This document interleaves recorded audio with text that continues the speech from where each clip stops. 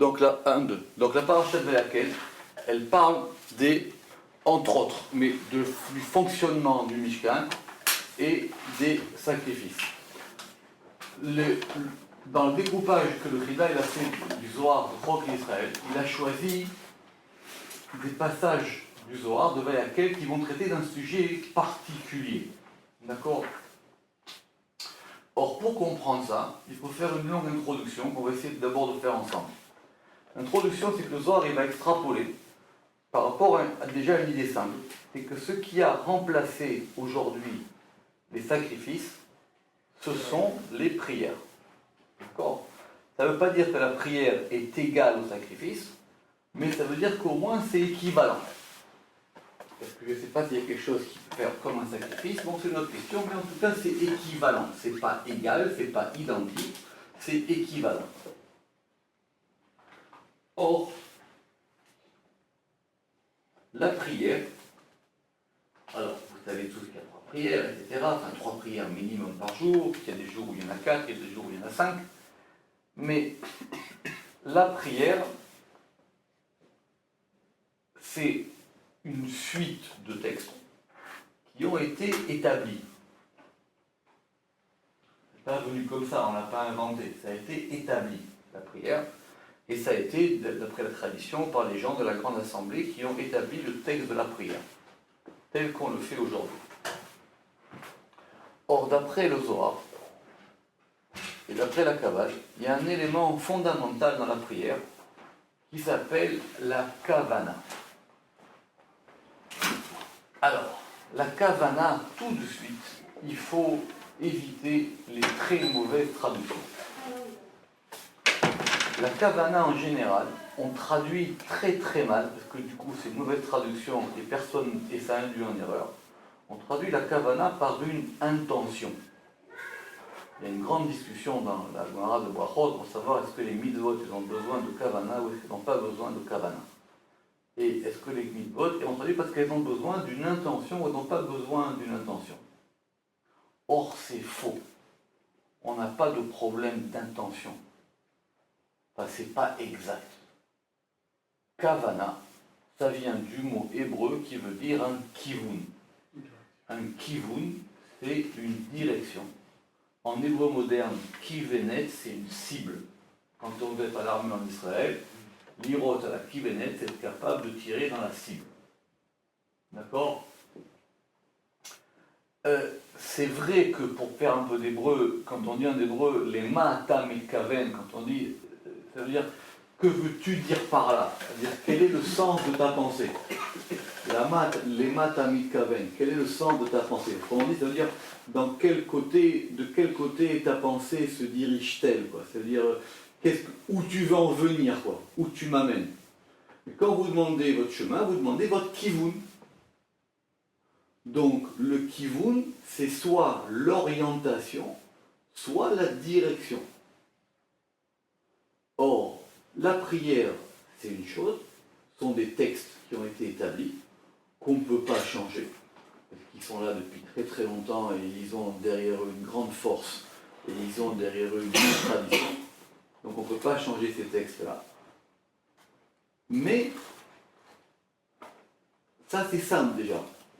Ce que le Zohar il veut, c'est, et toute la Kabbale, parce qu'il y a une grande partie de la Kabbale qui s'appelle l'étude des Kavanot, c'est-à-dire l'étude des intentions ou des directions ou de ce qu'on veut diriger dans la prière. D'accord? Or ça, c'est tout un sujet à part. Tout un sujet à part, parce que quand on prie, en général, on prie. Déjà, quand on arrive à prier en hébreu, c'est bien. Quand on arrive à prier dans le livre de prière, c'est encore mieux. Quand on arrive à faire la prière tout comme elle est organisée, c'est encore mieux. Mais quand on doit arriver à prier avec Kavana, c'est encore un autre niveau. D'accord? Mais c'est le niveau le plus haut. Quelqu'un qui prie avec Kavana, c'est un niveau qui n'égale aucune autre prière, parce que ça veut dire que maintenant, dans sa prière, il a une direction. Il a une direction. Les Kavanot, elles ne s'inventent pas. Il y a toute une tradition des Kavanot. Il y a toute une tradition, c'est pour ça qu'il y a des livres très compliqués, avec des Kavanot, avec des schémas, avec des dessins, avec des noms, avec des pages particulières. particulières, avec des noms divins, etc. C'est ça qu'on appelle les kavanot. D'accord? Les kavanot les plus connus, c'est évidemment les kavanot du Harizal, mais le Harizal, il n'a pas inventé les kavanot. Les kavanot, elles existaient déjà depuis très longtemps. Elles étaient même rédigées avant lui. Il a simplement, lui, ajouté des kavanotes qu'il avait particulières. Il a même peut-être développé des kavanotes. Mais les kavanotes, elles étaient déjà avant le Harizal. C'est une grave erreur de dire que les kavanotes, ça vient du Harizal. D'accord? Donc les kavanotes, c'est très, très, très complexe. C'est une étude en soi. Il faut des années et des années pour comprendre comment ça fonctionne, comment ça marche, et essayer de savoir à quoi ça sert, etc. C'est un monde, les kavanotes. D'accord? Donc, dans le Zohar, il y a de nombreux passages du Zohar qui traitent des kavanotes. D'accord? Ce qui ne veut pas dire après que les grands ont aussi écrit les kavanotes. Le Ramchal écrit les kavanotes, le Rezal écrit les kavanotes, Rabbi Yaakov écrit les kavanotes, beaucoup ont écrit les kavanotes. Ça ne veut pas dire que les kavanotes sont une fois pour toutes. Chacun après, il peut rajouter des kavanotes. D'accord? Il y a même des kavanotes déjà dans la Gemara. D'accord? Bon. Alors, donc ce Zohar ici, puisqu'on a dit que les sacrifices étaient l'équivalent de la prière, donc on va parler des kavanotes de la prière. Et la prière principale, c'est la prière du matin. D'ailleurs, c'est pas pour rien que c'est la plus longue de la journée. D'accord? La prière du matin, c'est la plus longue de la journée. Les autres, elles sont beaucoup plus courtes. La prière principale, c'est celle de Shaharit, celle du matin, parce que c'est celle en fin de compte, parce que c'est celle qui fait la jonction entre la nuit et le jour. C'est celle qui donne toute la tonalité de la journée. Alors, on va prendre un peu de temps et on va essayer de rentrer dans ce Zohar ensemble. Vetahazé. Et viens voir. Donc je répète, chaque fois que le Zohar il dit Vetahazé, il veut vous montrer quelque chose. Il faut bien écouter ça. Il veut vous montrer. Donc pour vous montrer, il va vous le mettre devant vos yeux. Bekol Yoma Kruza Kare Ekol Bene Alma. Chaque jour, il y a une annonce, un cruise. Vous savez que ça en hébreu, cruise, c'est une affiche. D'accord? Il y a une cruise, il y a quelque chose qui est affiché, une proclamation, dit Charles Moxie. Il y a une proclamation carrée qui appelle Kol Bene Alma, tous les enfants du monde. Bechu Kaima Milada. Par vous se maintient cette parole. D'accord? Vedaou, et c'est ça qu'il est écrit, Kechum itechem terumat Hashem, kol nediv libo yeviha et terumat Hashem. Alors ça, c'est un verset de la paracha de la semaine. Mais on va lire ce verset d'une manière kabbalistique. Alors, donc je reprends. Donc tous les jours, il y a une annonce qui appelle et qui dit « De vous dépend cette chose-là ». C'est quoi cette chose-là? On va voir le verset. Et c'est ça qui est écrit « Kechu meitechem » prenez meitechem de vous, teruma un prélèvement, lachem vers Yudke Vavke, kol nediv libo, tout généreux de cœur, parce qu'il y a une nedava du cœur, yevia, il l'apportera, et terumat Hashem, le prélèvement de Yudke Vavke. Donc on demande dans la paracha à ce qu'il y ait un prélèvement. On demande à ce que les gens prélèvent quelque chose de ce qu'ils ont pour l'apporter au Mishkan. De tout temps, jamais c'est comme ça, c'est-à-dire qu'on doit participer à la construction et au fonctionnement du Mishkan, ou de la synagogue, ou du Beth Midrash, ou des choses kadosh. D'accord? Même chez les Ashkenazim, dans la Havdalah, on fait une prière particulière pour ceux qui amènent le vin et les bougies à la synagogue.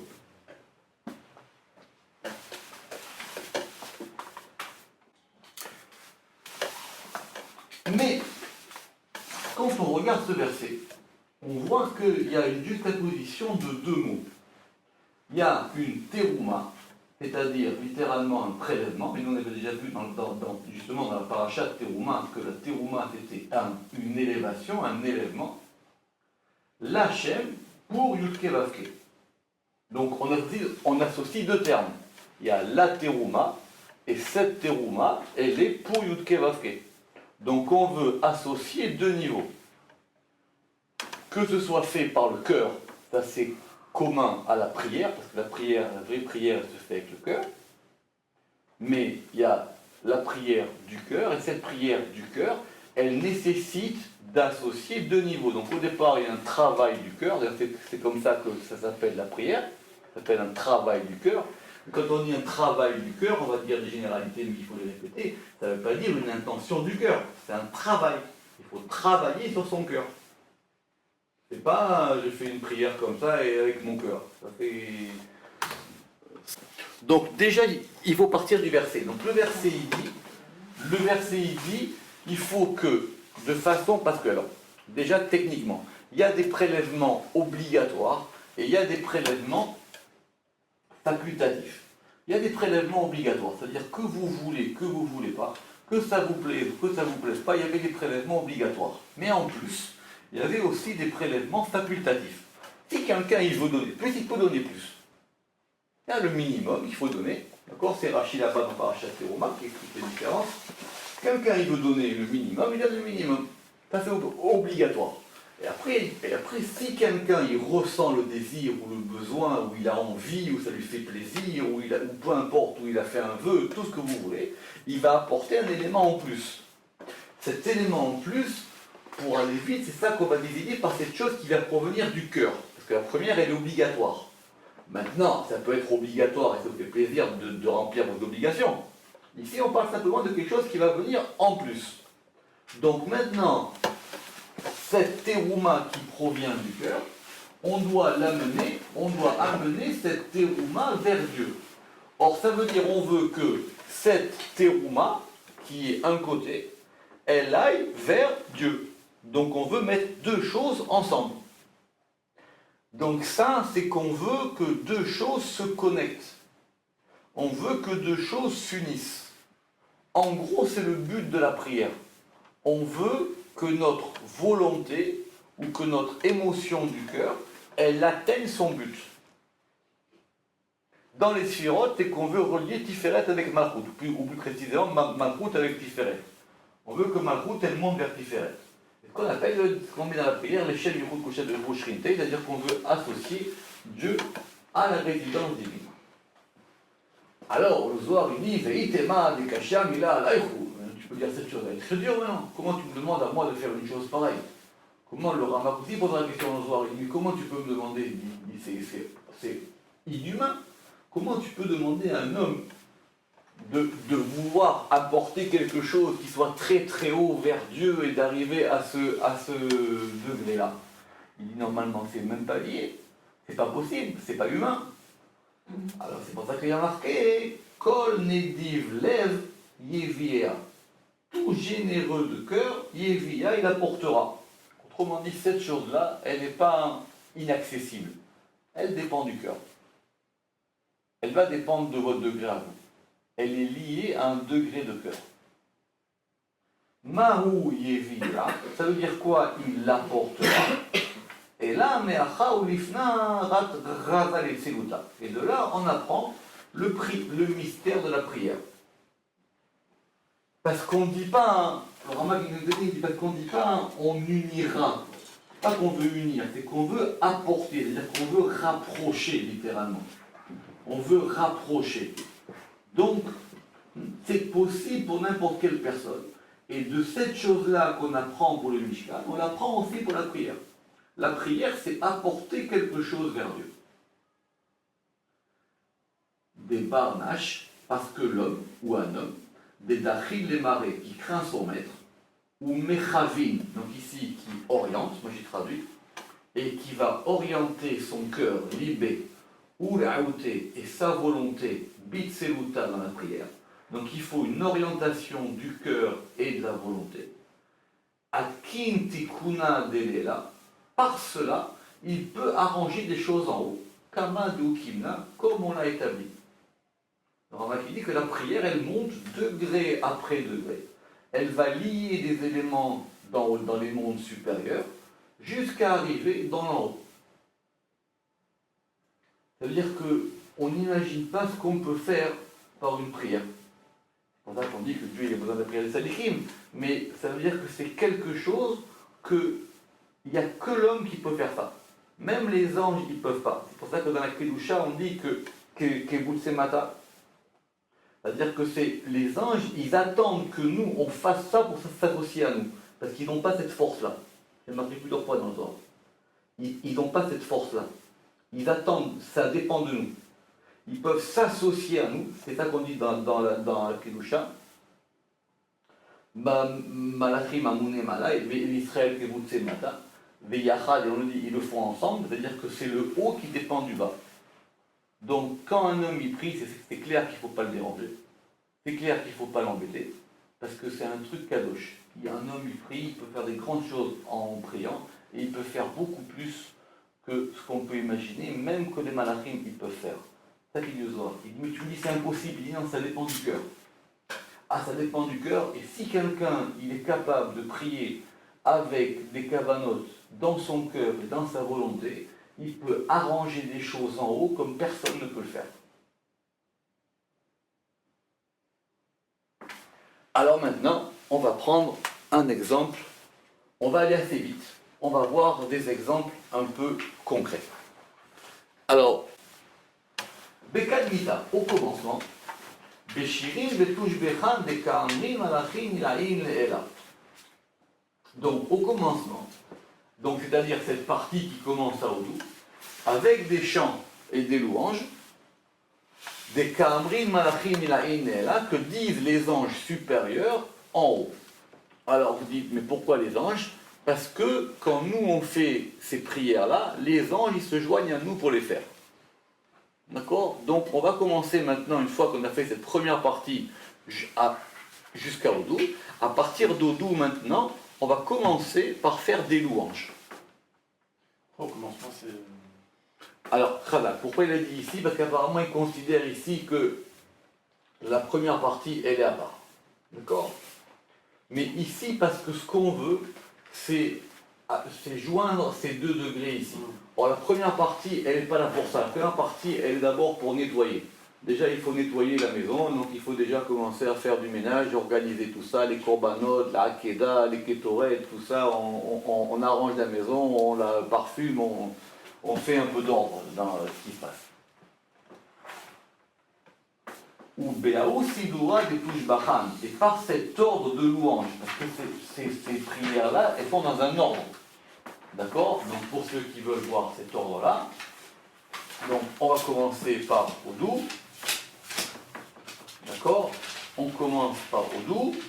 Après il y a Hachem Melech, Hachem Malach. Après il y a Baruch She'amar. Et après, on va commencer tous les Mizmorim avec Ashrei et les Alléluia, etc. jusqu'à la Shira. D'abord Vaïbar David et la Shira.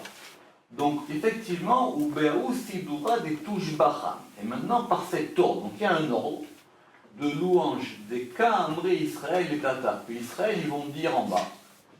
Il dit Keshitat Garmaha. Elle va se parer elle-même. Veitaknat Betikunaha. Et elle s'arrange dans ses arrangements. Kehiteta de Itkashat le Baala. Comme une femme qui se part pour son époux. Ça veut dire que ce qu'on veut, nous, c'est cette union, on a dit, de la Teruma et Yudke Vavke, de Dieu avec la Shrina. On veut arriver à un degré d'union dans la prière. Or, le degré d'union, c'est que d'abord, c'est le côté féminin qui va se préparer, comme une femme qui va se préparer pour la choupa. Donc, elle va s'arranger, elle va se parer pour aller à la rencontre avec son époux. Cette rencontre-là, elle se fera dans la Hamida. Pour le moment, nous, comme on va louer Dieu pour ce qu'il a fait, pour toutes les choses-là, quelque part, on habille la Shrina. On lui met des bijoux, on la pare, on lui donne des tentures, des kishutekala, comme va dire le Zohar, tous ces bijoux, etc. Ou besidura ditsiluta, et dans l'ordre de la prière, be'ahu tikuna ditsiluta dimiyushav, dans cet arrangement de la prière assise. Ça veut dire, il y a une première partie qui va aller jusqu'à le Kaddish, avant Ishtabah. Après, on a une partie qui va s'appeler la prière assise, parce qu'elle doit se faire assise, et même dans des bonnes communautés, le Shaliach Tibour aussi, il est assis pendant qu'il le fait. D'accord? C'est quoi cette partie? C'est la partie des berachot du schéma. Donc le schéma, il y a deux berachot avant, il y a Yotzer HaMeorot, et il y a Abocher Be'amo Israël Be'ava. Yotzer HaMeorot, il est page 55, et Abocher Be'amo Israël Be'ava, page 56. Et après, il y a le schéma.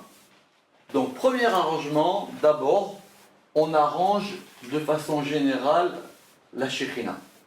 C'est ça, tous les Mizmorim qu'on fait. Maintenant, on arrive dans un degré qui s'appelle Siluta Dimiyushav, la prière assise. Atkinu ulmetaha vekol hinun dila, ou mitkashtan kol hinun bahada. Sont arrangées ces jeunes filles et tous ceux qui sont à elles, et elles se partent toutes pour elles. Parce que la Kala, on l'a arrangée, et maintenant on va arranger celles qui vont l'accompagner, ce sont les jeunes filles d'honneur. C'est ça qu'on appelle les Oulamot. On va arranger les jeunes filles d'honneur. Donc dans cette deuxième partie de Sidura des Meyushav, on va maintenant arranger tous les derniers préparatifs pour aller jusqu'au moment de cette rencontre entre la Shrina et Dieu. D'accord? Le voir ici, c'est des cavalots très particulières. Mais déjà, c'est général. Déjà, on a une idée déjà du fonctionnement. Les bâtards des Takan, Kula, Vistadro. Une fois que maintenant tout ça a été arrangé et ordonné. C'est-à-dire que maintenant, on a fait ça, on a arrangé. Il y a eu le schéma Israël qui s'est passé. Et on est à la fin du schéma. Le schéma, il est page 58. Kad, alors, Matou les Emet Yatsiv, ils arrivent à Emet Yatsiv, qui est le qui passe, qui vient après le schéma. Page 58. Maintenant, on arrive au Emet Yatsiv. Kedin Kula Mitakna, Ihi Veulamater. Alors, tout est arrangé, elle et ses jeunes filles. Donc maintenant, on est prêt. Donc on a eu tout cet ordre-là, toutes les Teilim, toutes les louanges, les brachot du schéma, le schéma, et on arrive au Emet. Emet Veyatziv Venachon. Donc là maintenant, elle est prête, et les Oulamot, les jeunes filles, elles sont aussi prêtes. Qu'est-ce qui nous reste maintenant entre ces deux parties? On y a entre Emet Veyatziv jusqu'à Gaal Israël. Ad Dematou les Gaal Israël. Et jusqu'à ce qu'ils arrivent à Gaal Israël, Ketin Istachou les Mekam. Maintenant il faut se lever. Parce qu'il y a eu un arrangement qui s'est fait assis, et il y a un arrangement qui s'est fait debout. Parce qu'il y a une différence entre les mitzvot qu'on fait assis et les mitzvot qu'on fait debout.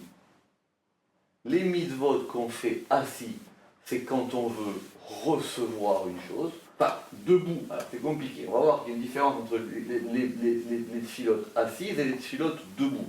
Mais c'est pas pour rien qu'on fait par exemple le kidouche du vendredi soir assis, debout, et du samedi midi assis. C'est pas pour rien que les téphilines de la tête, on les met debout, et les téphilines du bras assis. La Séphirata Omer, elle se fait debout.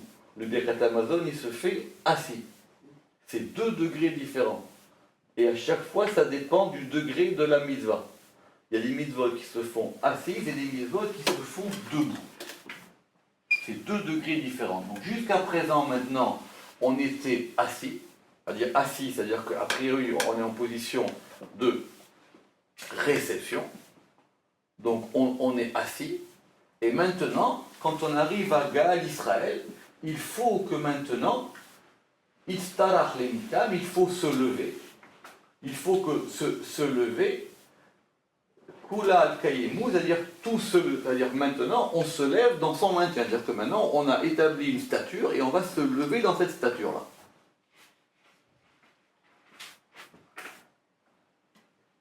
Béli, parce que des quatre barnaches mettaient les émettre veyatil. Que quand un homme il arrive à émettre veyatil, et donc il est arrivé à la fin du schéma de émettre veyatil, ou la mateha natlila, ce sont maintenant les jeunes filles qui la portent, vehi netilat garma, et elles se portent elles-mêmes, les gabé malkaïla, vers le roi supérieur. Alors, elles portent ou elles se portent? Alors ça, c'est un sod connu. Qu'on disait que l'arche, il y avait des porteurs, mais l'arche, elle portait les porteurs. Ça veut dire que dans l'ordre de la prière, comme dans l'ordre de beaucoup de choses, au départ, on porte un projet, et après, c'est le projet qui vous porte. C'est-à-dire, vous portez quelque chose, et après, la chose, elle vous porte. Mais vous arrivez à un moment où on ne sait plus qui porte qui. Donc, quand on déplaçait le Mishkan, il fallait le porter, il fallait déplacer cette arche. Mais cette arche, elle a une particularité, c'est qu'il faut d'abord commencer par la porter, mais après c'est elle qui vous porte.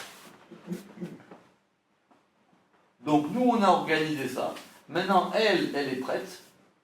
Et effectivement, ces jeunes filles la portent et elle se porte. C'est-à-dire qu'effectivement, il y a une interaction qui se fait entre les deux. Kifan dematou les Gaal Israël. Maintenant, quand on va arriver à Gaal Israël, donc on arrive à Gaal Israël. En fin de compte, c'est là la vraie séparation qui va se faire dans la prière avec Gaal Israël. Maintenant, on se lève. Donc on se lève évidemment un peu avant, si possible. D'accord? Mais quand on arrive à Gaal Israël, alors, Kedim, Malka Kadisha Ila, maintenant c'est le roi qui va venir. Alors le roi, ça, Natil Bedargoi, il se déplace dans ses degrés. Ça veut dire qu'il va descendre tous les degrés qu'il a besoin de descendre. Venafik, et il sort, les Kabla là, pour pouvoir l'accueillir. Donc elle s'est préparée, nous on a préparé tout le tikkun pour arriver jusqu'à Gaal Israël, on se lève, et maintenant on va à la rencontre du roi. D'accord? Ce matin, quelqu'un m'a posé la question, c'est quoi cette histoire qu'on fait 3 pas en avant, 3 pas en arrière? Bon, il y a plusieurs explications, mais ça c'est une des explications. C'est-à-dire que maintenant on recule pour aller à sa rencontre. D'accord? On recule pour aller à sa rencontre, et maintenant va arriver le cœur de la prière, qui est la prière qui est dite debout et à voix basse.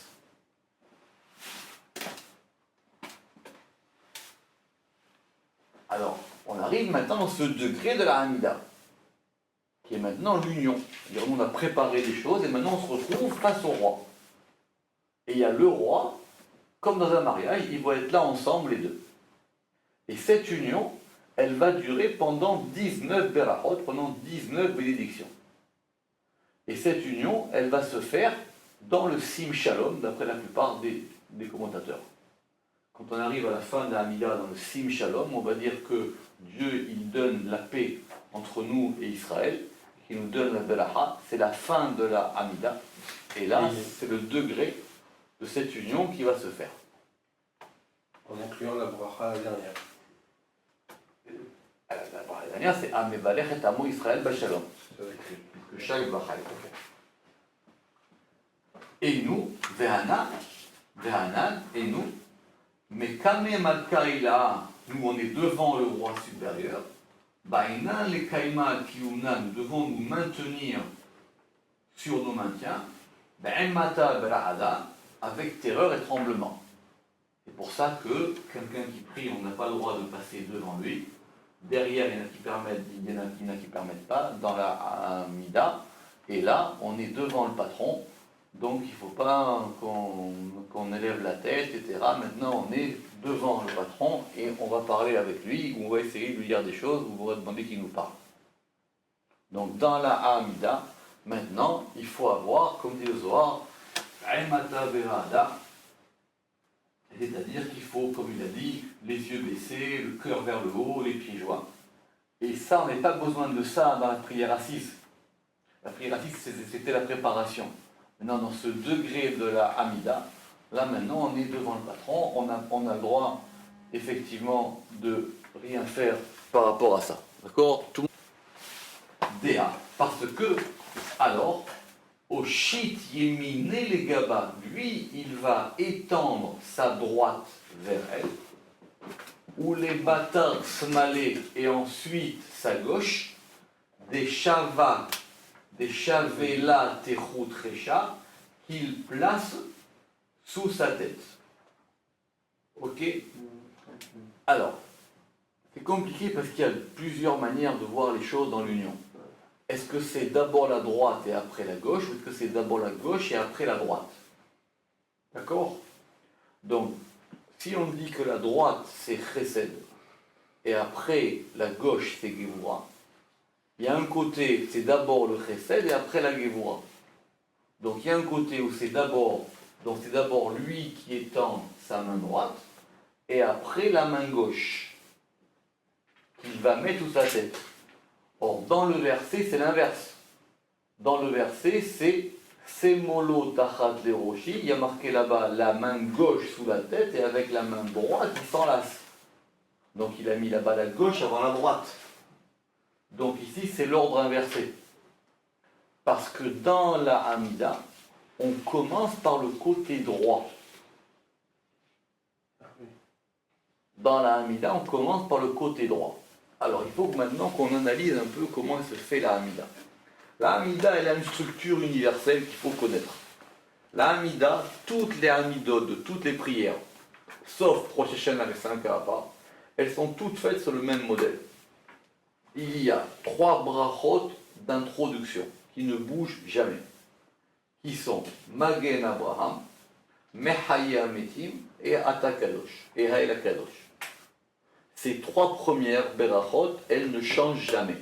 Que ce soit la Hamida, Shaharit, Mincha, Arvit, Moussaf, Shabbat, Rosh Chodesh, tout ce que vous voulez, ça ne change jamais. Il y a 3 dernières bénédictions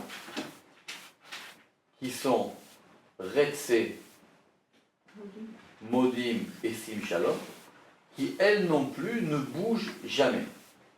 Donc il y a 3 d'intro, 3 de finale, et ça c'est inamovible, ça bouge jamais. Ce qui change, ce sont les berachot intermédiaires. D'accord? Ce sont les berachot intermédiaires. Celle du milieu, elle change. Pendant la semaine, on en a 3 et 3, 6 et 13 au milieu. Pendant Shabbat ou Rosh Chodesh, on en met une au milieu. Donc Shabbat, en semaine, on en a 19. Shabbat, Rosh Chodesh, les fêtes, on en a 7. Je répète, les 3 premières, les 3 dernières, ça ne bouge jamais. Au milieu, il y en a maintenant un nombre qui va varier. En semaine, on en met 13. Shabbat, on en met une.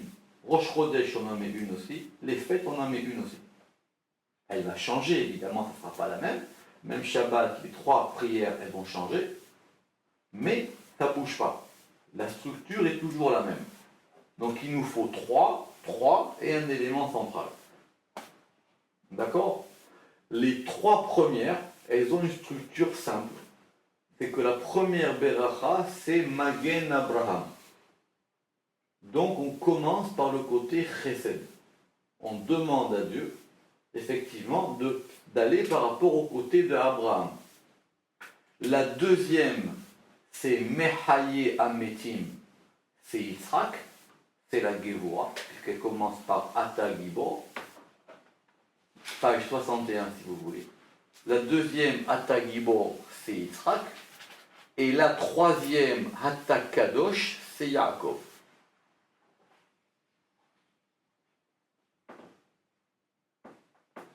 Et il en sera de même pour les 3 dernières. Les 3 dernières, Retse, c'est Chesed, Modim, c'est Gevura, et Sim Shalom, c'est Tiferet. Si vous voulez aller vite. Après, on pourra encore diviser si vous voulez. si vous voulez, le commencement des Kavanot, c'est comprendre que la première Beracha Magen Abraham, elle correspond à Retsé. Que Mehaya Metim. Déjà, c'est Baruch Hashem. Ouais. Oui, parce que chaque Bracha se termine par un Chotem où on dit Baruch Ata Hashem. Ouais. Donc Magen Abraham, ça correspond à Amachadir Shechinato Letzion. Mehayi Ametim, elle correspond à Atov Shimcha Ulchana Leodot. Et Ael Akadosh, elle correspond à Amevalech Atamo Israël Bashalom. Parce que chaque Beracha a un début et une fin.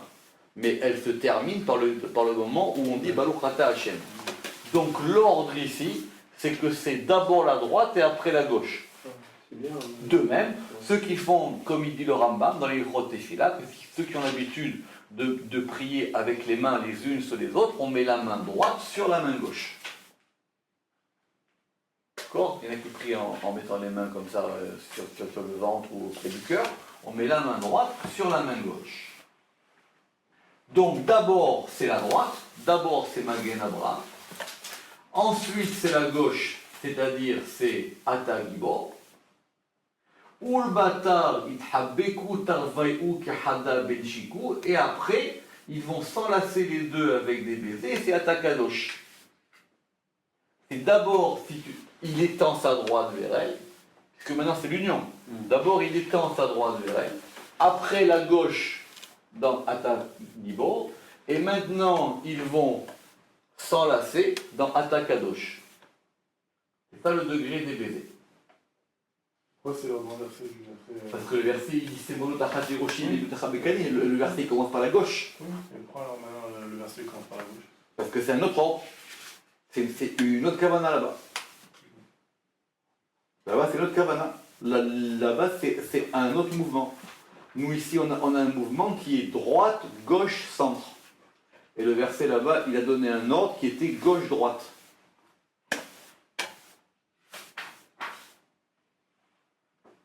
D'accord?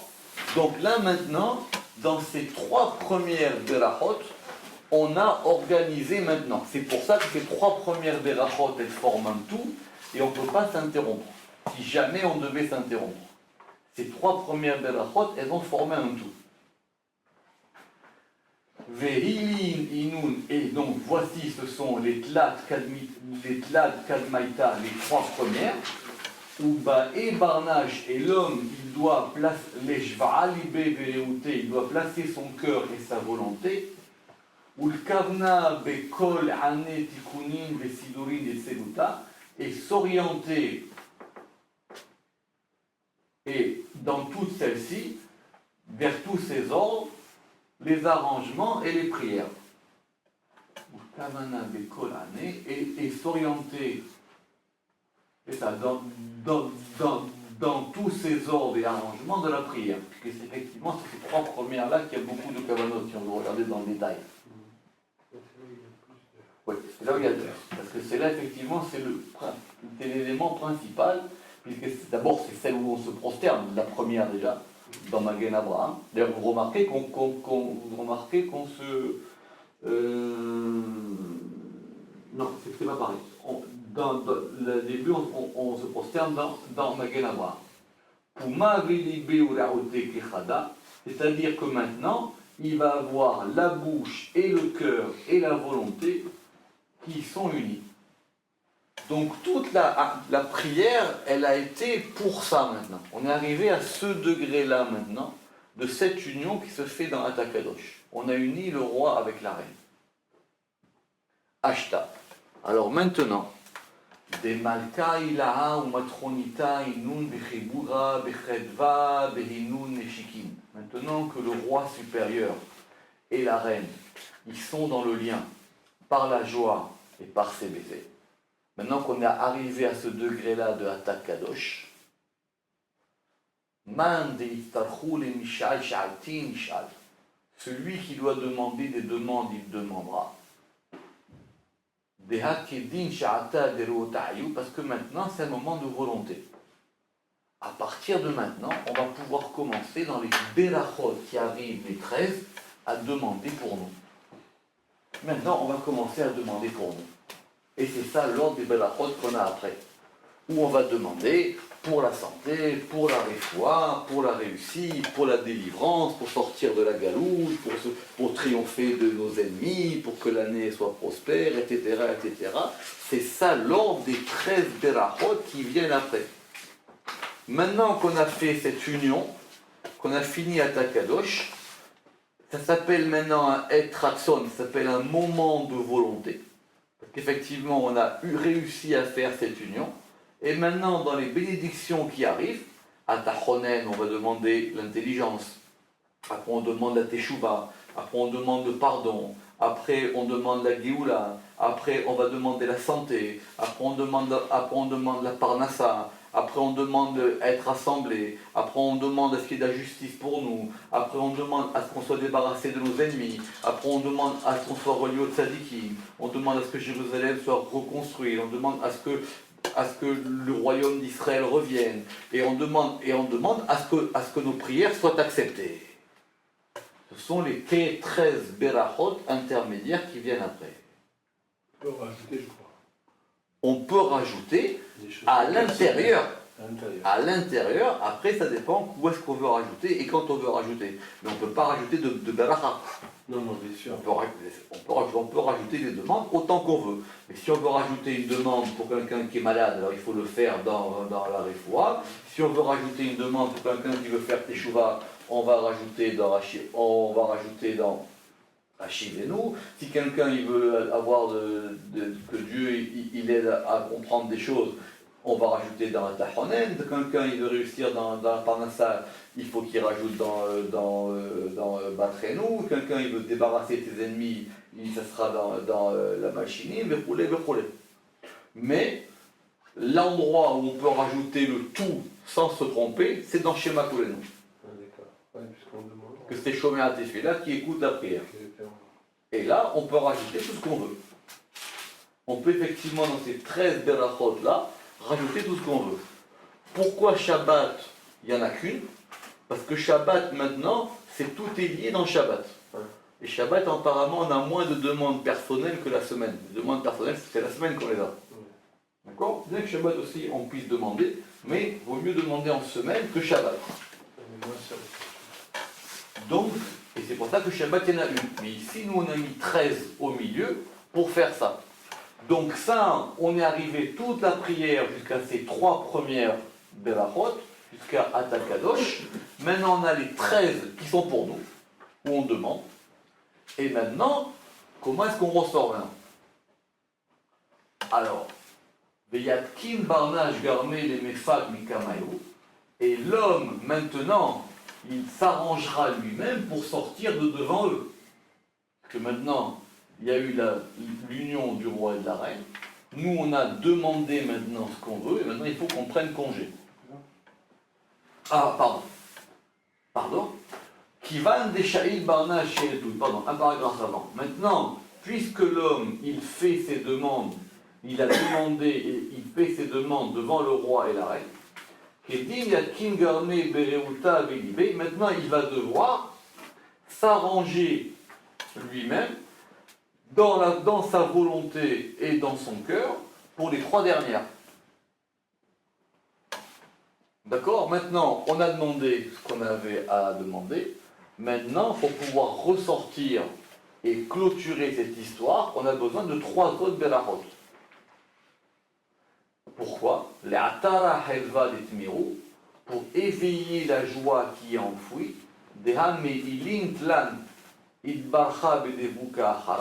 parce que de ces 3 bénédictions, il va être béni par une autre adhésion.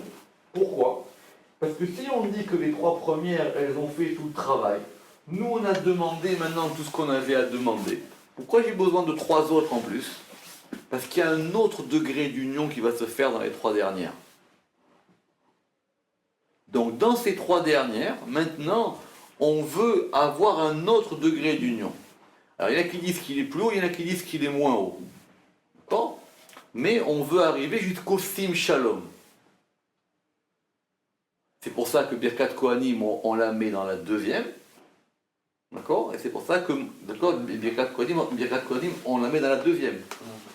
Enfin, dans la deuxième des trois dernières. Birkat Kohanim, on la met dans la deuxième des trois dernières. Et maintenant, on veut arriver à ce degré de Sim Shalom. On demande à Dieu qu'il mette le Shalom entre nous, surtout sur toute la terre, sur tout ce dont on a besoin. Mais Yakin Barnage Garmé, et l'homme, il s'arrange lui-même, les Nepak Mikamaïou, pour sortir de devant eux, ou la Nahalum Bechedva Genizad et Lintlat, pour sortir de devant eux, et les laisser dans la joie cachée de ces trois. Ça veut dire c'est comme si maintenant on prenait congé. On a fait l'union du roi et de la reine. Maintenant ils sont ensemble, ils sont unis pour la journée. Ils sont unis pour la journée. Maintenant on va les laisser tranquilles pour la journée. Et nous on va se retirer. C'est pour ça que cette beracha du matin, elle va donner l'impulsion à la journée. On a provoqué le matin une union de Kuchad Berichou Shrinte. Maintenant, nous, on a dit, tant qu'on est là, on va demander, parce qu'on nous a dit qu'on pouvait le faire. Maintenant, on va les laisser tranquilles. Et de cette impulsion qui a été faite, va se passer la journée. D'ailleurs, à Mincha, c'est pour ça que Mincha, c'est plus court, parce qu'à Mincha, on va simplement redonner un petit coup d'énergie dans cette impulsion qui vient du matin.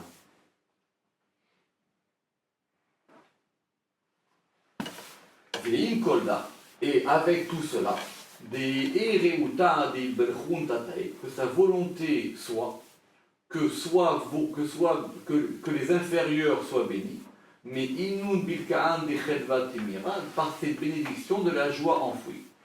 Et maintenant, on dit que maintenant que tout a été organisé en haut, on demande en partant dans les trois dernières, qui correspondent aux trois premières, que cette beracha qui a été faite en haut, maintenant elle redescende en bas.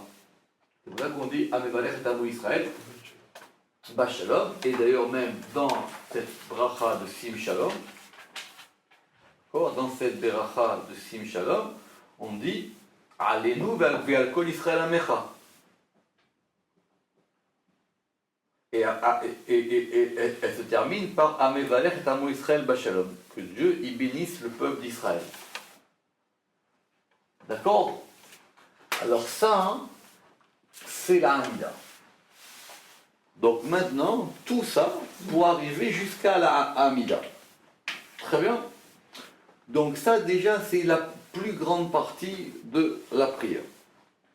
Après cela, il y a une autre partie qui sera plus expliquée dans le Zohar après de la suite de lundi et mardi. C'est que maintenant, on va faire Erech Hapaim. Donc une fois qu'on a terminé ça, un jour normal, on va maintenant faire une tefila qui s'appelle Nefilat Hapaim.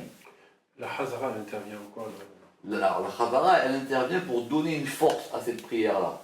D'accord? Parce qu'il faut que ça aille de bas en haut et de haut en bas. Donc la première qu'on a faite, elle va de bas en haut, et la Hazara, elle va aller de... On fait redescendre dans la Hazara. Maintenant, une fois qu'on a terminé ça, maintenant, qu'est-ce qui va se passer dans la Tfila? On va faire quelque chose qui s'appelle Nefilat Hapaim. Nefilat Hapaim, littéralement, ça veut dire qu'on fait tomber les faces, ou on tombe sur nos faces. D'accord? Donc cette prière de Nefilat Hapaim, elle est composée de quoi? Elle est composée simplement d'abord d'un vidouille. On commence par un vidouille, et on commence par faire. Le principe du vidouille, c'est que on veut réparer les lettres de l'alphabet par lesquelles on a fauté. Donc c'est pour ça que dans le vidouille, il y a toujours 22. Hacham nou bagan, remarquez, c'est Alef Bet Gimel. Alef Bet Gimel, Dalet Eva, Zayin, Het Tetut, même nous Samecha, Ain, Pevede, Kopreshim, Après, il y a Vayavo, et après, il y a une prière qui s'appelle Nefilat Hapaim. Sur ça, il y a une grande discussion. Il y en a qui le font vraiment, les Nefilat Hapaim, c'est-à-dire qu'effectivement, ils se baissent. Les Ashkenazim, ils le font encore, et nous, ça dépend encore.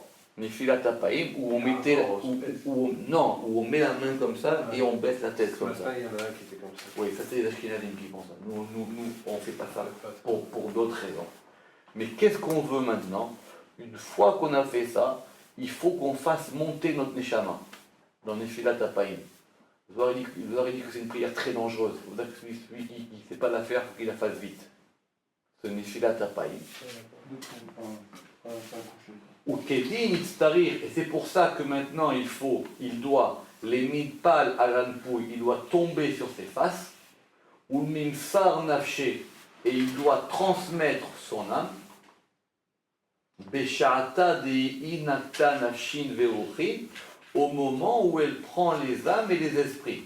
Parce que maintenant qu'on a fait monter la Malchut, en montant, elle peut prendre des Neshamot avec elle. Et nous, on veut que notre Neshama, elle monte avec elle. Pouvoir profiter de cette ascension-là, ici, dans les Nefilat Apayim. C'est pour ça qu'avant, on fait un vidouille, parce qu'on veut au moins que ça se passe bien. Qu'on dise au moins s'il y a des fautes, elles apparaissent au passé.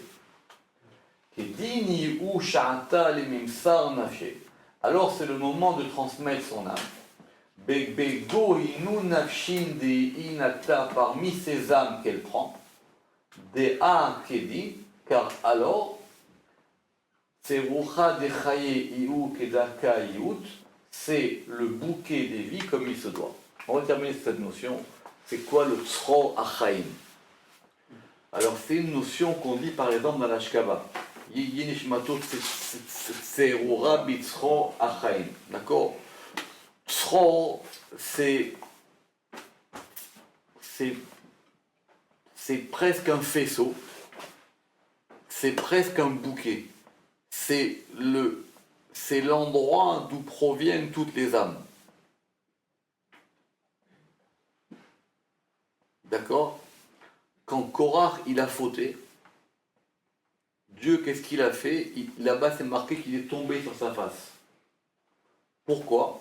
Parce qu'il a dit si Korach il faute, c'est qu'il y a un problème. Donc il faut maintenant revenir à l'endroit d'où proviennent les Neshamot.